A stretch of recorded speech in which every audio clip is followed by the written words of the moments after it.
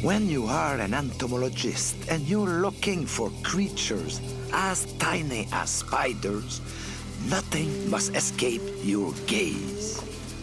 Every clue counts, even if it is as thin as a thread. A seemingly insignificant lead can take you straight to a masterpiece. Here we are. Look at this little wonder. A social spider's nest. Spiders are undiscovered artists whose webs deserve a place in the great museums of the world. No other creature on earth has raised the art of spinning silk to such perfection. They really don't deserve their bad reputation. Come on, forget all these ugly stories you've heard about spiders and follow me, because I'm taking you in their kingdom, Madagascar, the Weaver's Island.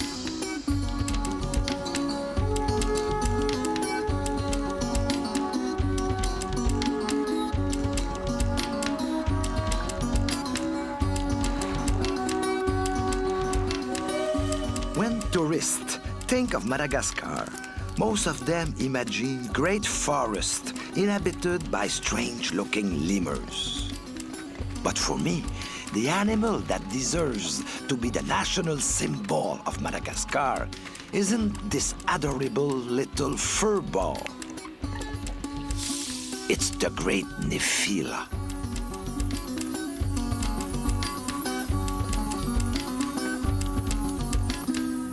The Nephila of Madagascar can spin webs nearly 5 feet in diameter. These impressive structures are created only by the female Nephilas, which can be up to 6 inches long.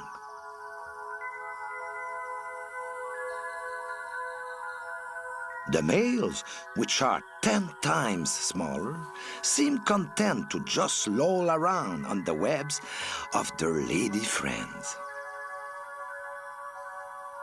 The female also allows on her territory an entire community of tiny freeloaders, argogyroids, which will eventually feast on the leftovers of her prey.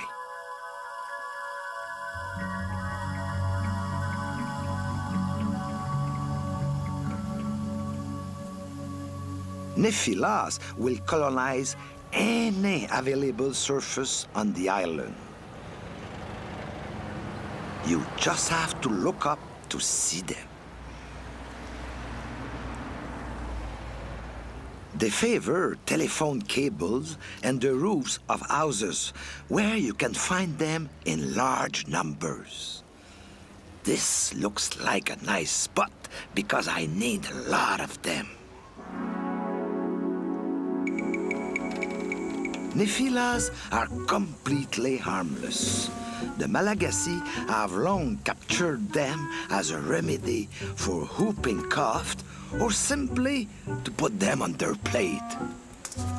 As for me, rest assured, I don't plan to make brochettes with them.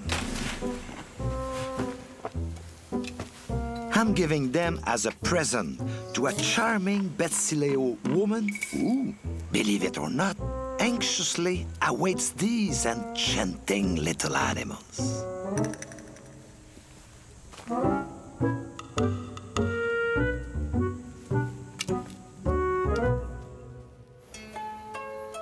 The Betsileo live on the high plateaus of central Madagascar. This is where Ravola lives, one of the few old women in the region whose memories still hold the secret to an age-old tradition now almost lost. A tradition she is ready to bring back to life if only someone would bring her some spider. Quel plaisir de te revoir. Ravola is 68 years old. She has spent her entire life in the village of Ivei. She has no fear of the spiders. She knows them too well. 30 years ago, she used to weave their silk every day. For me, this scarf of spider silk is a priceless gift. In the past, it would have taken over 500 hours to make. Spider silk was mainly used by the Betsileo to make the large burial blankets to wrap the dead. Knowing how fine this silk is, I can easily imagine the magnitude of the work involved. Spider silk has long fascinated the West.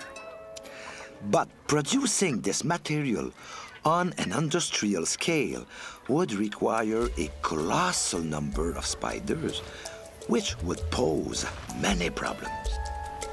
In captivity, they would have to be fed individually and kept apart so they wouldn't eat each other. Ravola lets her spiders catch their own food. She simply lets them loose on her property so they can spin their webs wherever they want.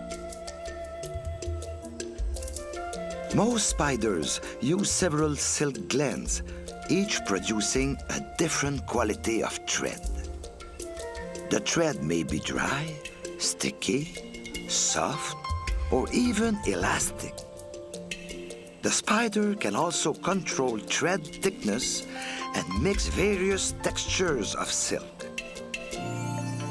It has an incredible palette of threads, which is used with awesome efficiency.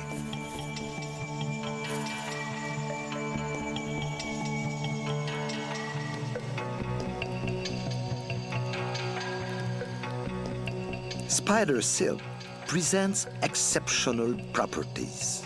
Remarkably elastic, it can be stretched to nearly 8 times its length.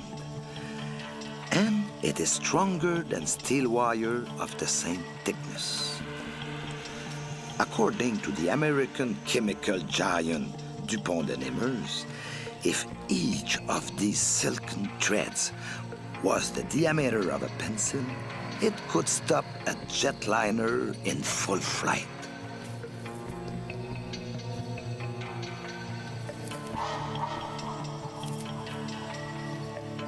Spider silk is also ultralight, ultra-absorbent, and completely biodegradable. In short, it's a revolutionary material that has fired the imagination of the world's leading research labs. Silk holds no secrets for Ravola. She collects the webs by rolling them around a stick like cotton candy. Voilà. Voilà la belle The Betsileo discovered the marvelous qualities of this silk by boiling it to use as a remedy.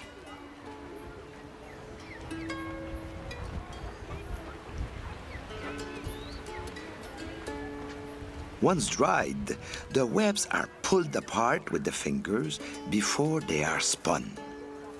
The thread is wound onto a brush so it can be stretched and given an even thickness before it is dyed.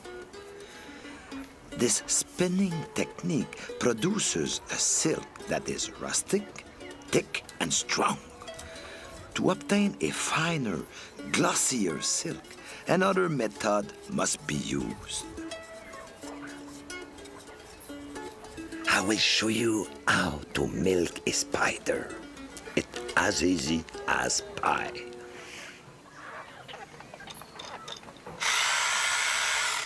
This is my milking machine.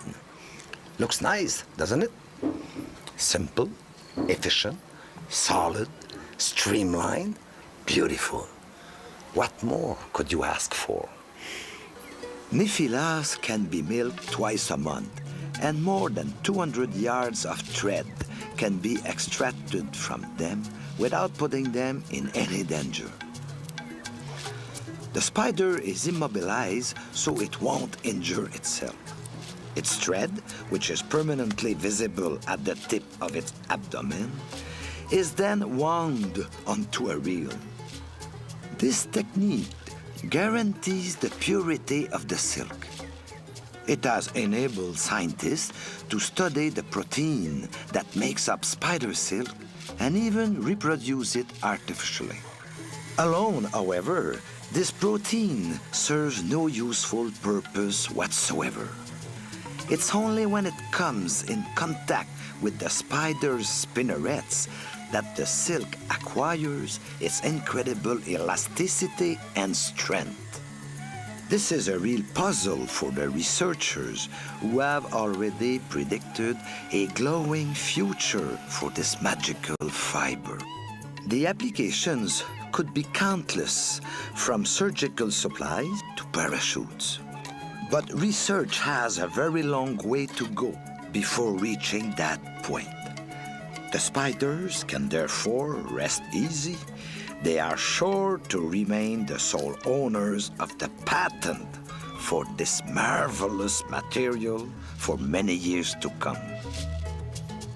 Ravola follows certain ironclad rules, not unlike the spider. First, she needs a framework to anchor the threads.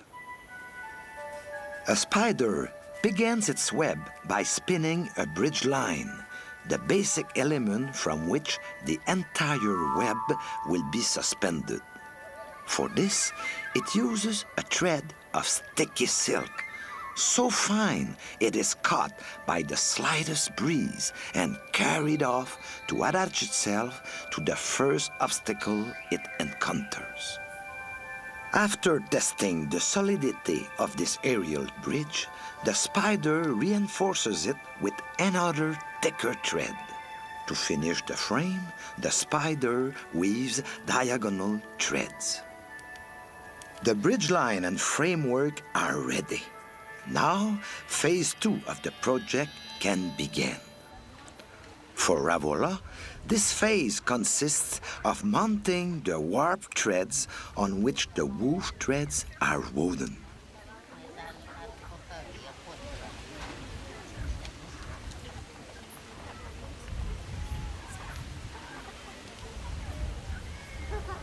The spider installs warp threads too. They are radial threads that join up at the center of the web. Made of fine dry silk, the radial threads can act as eyes and alert the animal to the slightest vibrations in its large silken trap. For any weaver, the last phase is the trickiest part of the job, forming the woof. It consists of passing the bobbin of thread between the warp threads. The spider's bobbin is its spinnerets and legs. Its warp threads take the form of a wide spiral of thick, sticky silk that will catch insects. Some spiders finish their web by adding a band of silk in a zigzag pattern, a personal touch, the purpose of which remains a total mystery. And voila! Like Ravola, in less than an hour, this artist has constructed a masterpiece of symmetry and strength, and all without a single lesson in geometry. To fully appreciate spider constructions, you need more than good eyes. You may need a small tin of flour.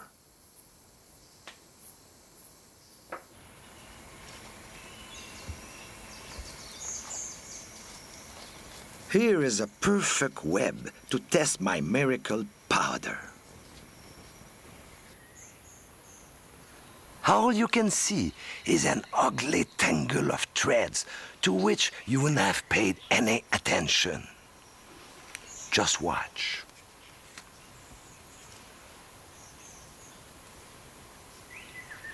It's magic.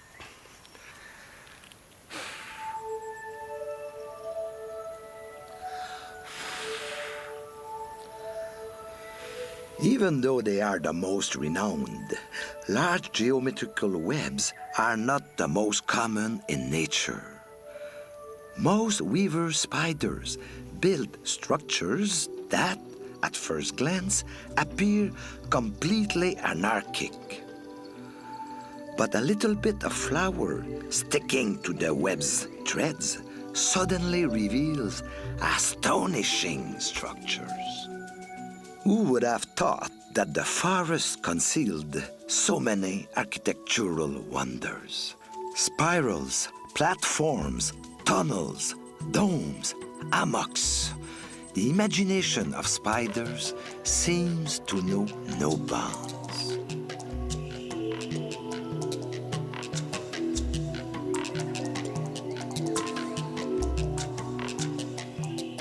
Most of these webs don't have to be rebuilt as often as some others. Made of dry silk, they stand up well in bad weather. You might think the lack of stickiness would be a handicap for capturing insects, but these traps are just as effective as orb webs.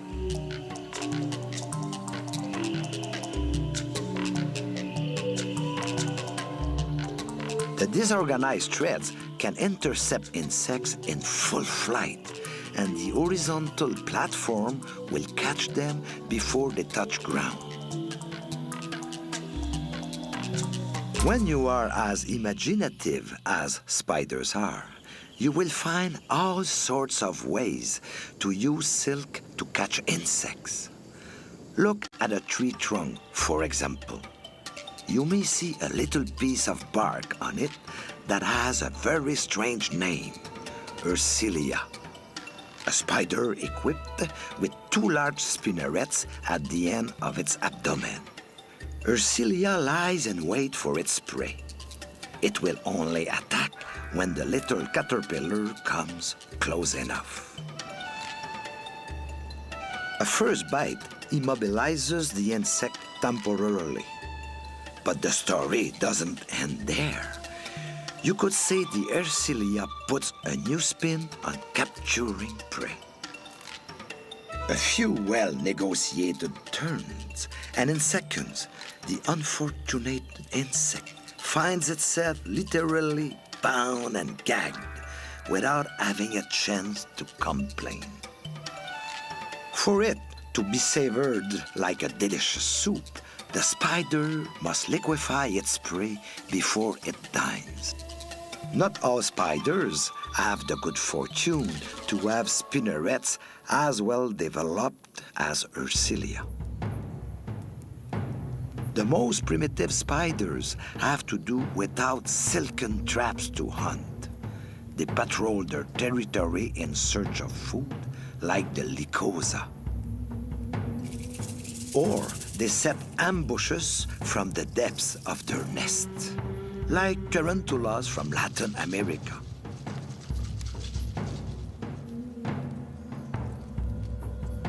These predators have to rely on fast-acting venom to lay their victims low. But they are seldom dangerous to men.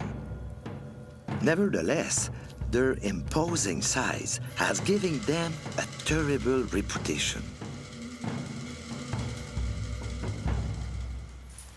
In Madagascar, for example, there's a spider just as primitive that could easily take its place in our worst nightmares. But no one pays attention to it because it's so tiny. The spider, no bigger than a mosquito, is one of the oldest and strangest of our planet. Its name, Archaea.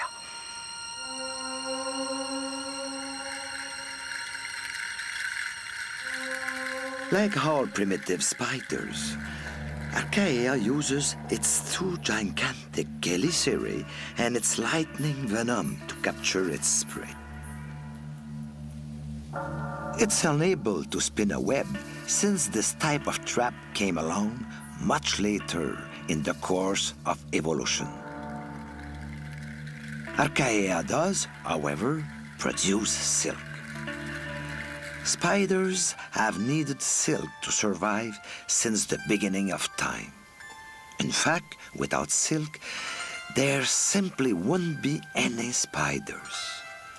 Silk is not only used to capture insects, it serves many other purposes. For a spider, no matter how agile, the space between two leaves is a great chasm, and the smallest obstacle may seem insurmountable.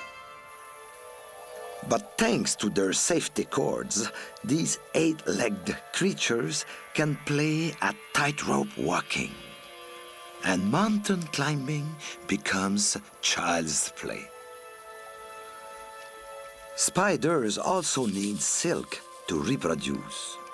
The males, which lack reproductive organs, first have to deposit sperm on a small web.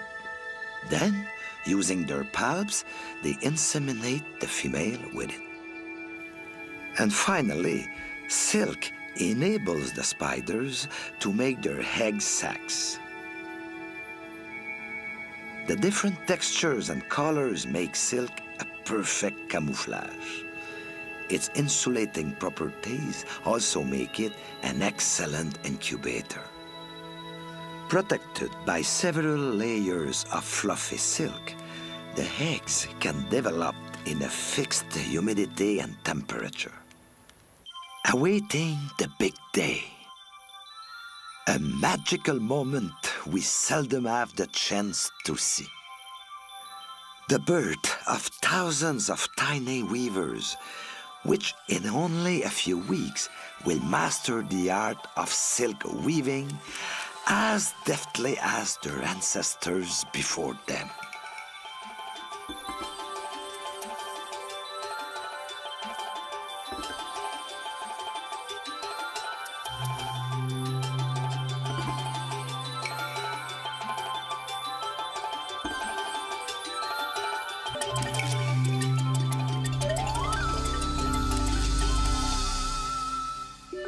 When I was a child, I often asked myself how spiders knew how to do all the things they do. I've spent endless nights observing their magnificent silken creations, trying to understand the origin of their talent. According to the Greeks, spiders are the descendants of Arachne, a woman whose weaving was so beautiful that the gods became jealous. To get rid of her, they changed her into a strange-looking creature with 8 legs, a spider. Since that day, Arachne's children have continued to display their art for us to admire, covering the earth with their beautiful tapestries.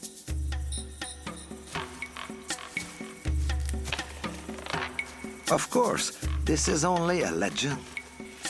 But behind a legend often lies an element of truth.